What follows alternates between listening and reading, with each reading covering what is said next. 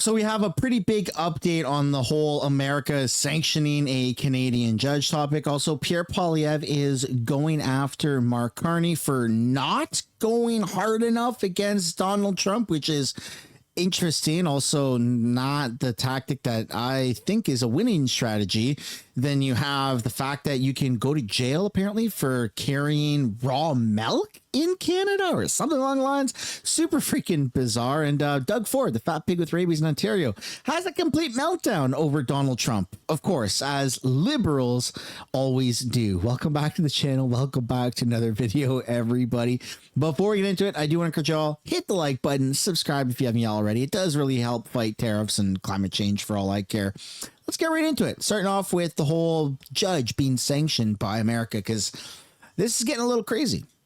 We're following some developing news this hour. A Canadian is among 4 judges on the International Criminal Court now facing sanctions from the U.S. government. Kimberly Prost was elected to the position in 2017. The CBC's Ashley Burke has more and joins us now live from Washington with some of these details. So, Ashley, what do we know about why Prost was on this list? Hillary, Donald Trump is intensifying pressure on the International Criminal Court.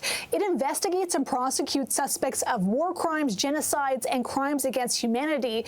And now one of its judges, Canadian Kimberly Prost, is on that growing list of those hit by sanctions. Secretary of State Marco Rubio releasing a statement saying that they are taking aim at people directly involved in the court's work to investigate, arrest, detain, or prosecute Americans or Israelis without either of those countries' consent.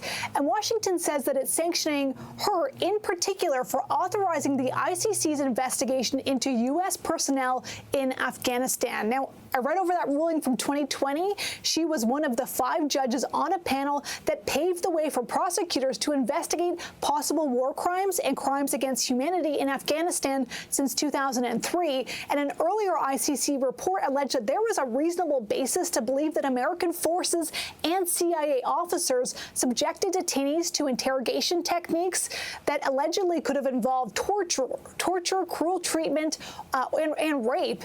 And now most of these allegations are from 2003 to 2004 in Afghanistan, but also at CIA black sites in Poland, Lithuania, and Romania. And the U.S. in the past has really pushed back on this. They have blasted this investigation, said it wasn't warranted, wasn't appropriate, and is deeply committed to complying with the law. Ashley, this does seem to be another case of the Trump administration putting pressure on judges. So talk to us a little bit about that. Yeah, Hillary, those hit today, 2 judges, 2 prosecutors at the ICC, and the U.S. has long criticized the ICC for prosecuting people from countries that are not members. And the U.S. is not one of the 125 countries that are state parties like Canada is. And the U.S. has really been pushing back against this investigation in Afghanistan. And Trump has been really re-escalating the U.S. opposition with sanctions this year that are having an impact. There were reports that the ICC's chief prosecutor, who was also on a sanctions list earlier this year, that he lost access to his email. Microsoft blocked it, that his bank accounts were frozen, and then American staffers were told not to travel back to the U.S. or they could face arrest. There were also reports that some of the NGOs that support war crime investigations, they've actually cut off the ICC and stopped working with them entirely, so there are implications here. Now, the ICC put out a statement in response to these latest sanctions saying that they are a flagrant attack against the independence of an impartial judicial institution. They also constitute an affront against the rules-based international order and, above all, millions of innocent victims. We are still waiting, Hillary, for Canadian reaction to come in. Okay, and like you say, Ashley, that is something that we will be watching for, but for Still nothing from any Canadian politician, which is kind of interesting. Now, at the time of posting this, potentially a Canadian politician, or specifically, let's just be honest, Mark Carney, maybe he could have broken his silence, but at the time of recording this, he has not yet broken his silence. But let's shift away from Mark Carney for a second. Let's take a look at what's going on with Pierre Poilievre, because Pierre Poilievre posted this yesterday on X. A nurse with a spotless track record gets fined $98,000 or something along the lines, or $93,000, and suspended for pointing out that there are 2 genders, which in the health industry Yeah, that makes sense to not even just entertain that crazy stuff. And for praising world-renowned author and women's rights activist J.K. Rowling. This is authoritarian censorship. We must restore free speech and free thinking in a free country. And this is now getting grabbed by a bunch of people, such as the likes of Rachel Gilmore, who says pure transphobia should be disqualifying from a politician. How can former advocates for trans rights like Michelle Rempel-Carner abide by this from their leader? And then goes on to say that framing J.K. Rowling as a women's rights activist or advocate, go F yourself. To which the nurse herself, who's this person right here, had this to say to Rachel Gilmore: your false and defamatory accusations of transphobia, in quotation marks, have lost all credibility. People are waking up to the harms of gender ideology. We are no longer accepting the attacks on women's rights and free speech from activists like yourself. Get used to it, Gilmore, which is one heck of a way of putting it. And then that same individual, Amy, said this on X, separate from other posts: I won't stop until all nurses and midwives in Canada are free to say that humans don't change sex, men aren't women, and women deserve their own spaces. I refuse to be used as an example of why you should shut your mouth. I insist upon being the example of why you should never. To which Tamara Leach, the Freedom Convoy organizer herself, the legend Tamara, says, I refuse to be used as an example of why you should shut your mouth. I insist upon being the example of why you never should, and has the mic drop kind of gif along with that. So that's kind of interesting to see a rise in just speaking your mind and standing up to the craziness of it all. And speaking of craziness, this story here is insanely crazy, or it's just fact, rather, not a story. In Canada, distributing raw milk can carry a harsher penalty than distributing child pornography, right? Canada is the only G7 country that will jail people for distributing raw milk, which is insane that we have such restrictions on raw milk. I don't know if it's even close. There should be no penalty for it.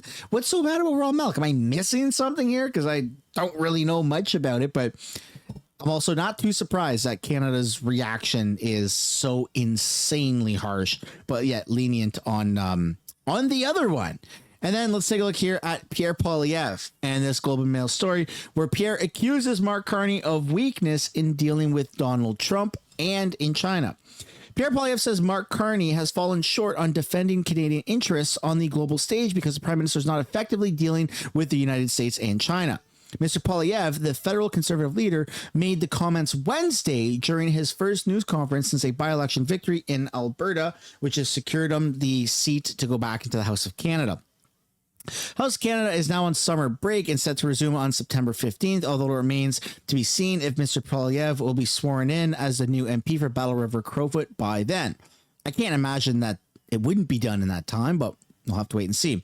Mr. Poilievre remarked that U.S. tariffs have increased despite the Liberal government backing off on counter tariffs and scraping a digital planned services tax that was criticized by United States President Donald Trump.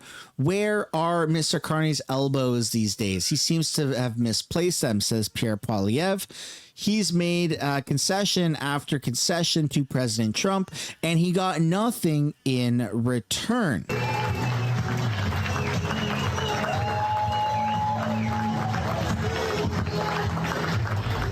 This has been a privilege. Getting to know the people in this region has been the privilege of my life. In fact,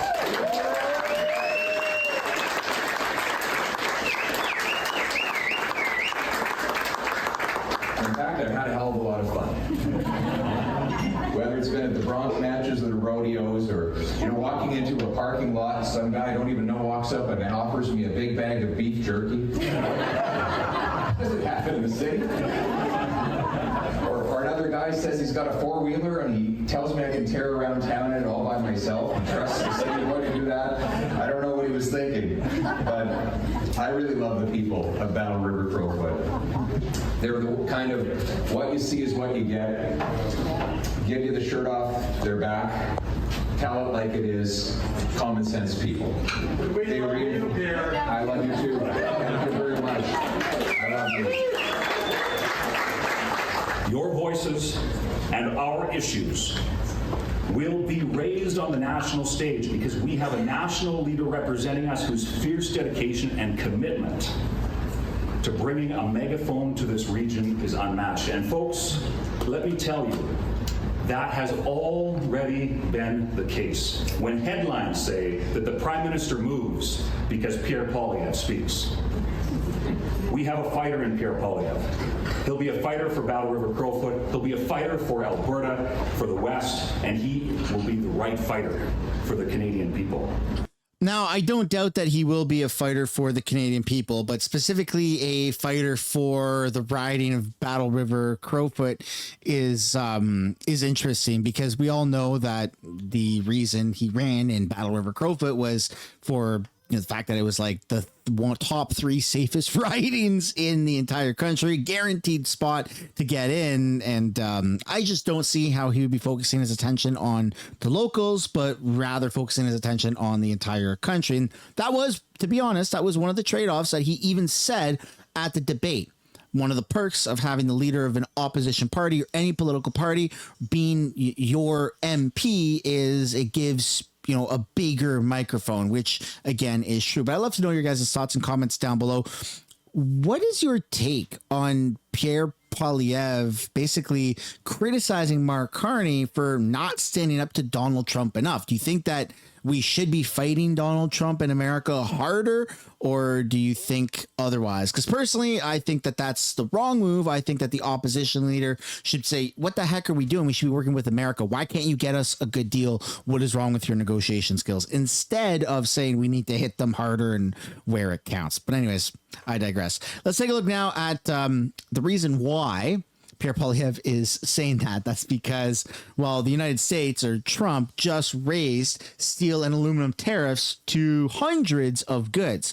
New U.S. tariffs are now covering 407 products and will take place immediately, which is very frightening. Very, very frightening. And, you've got people melting down over this, like Doug Ford, which this is going to be a fun clip to watch. So let's have a look. Well, first of all, this guy's not going to stop. You can either run away or, fall down and wave the white flag. We should never do that. We should hit him back twice as hard. And I've said this to the Prime Minister. If you roll over, this guy just keeps beating you and beating you and beating you. No, let's start hitting back. Start hitting back hard. Again, we do $359 billion of products we buy off the U.S. And a tariff on Canada is a tax on Americans.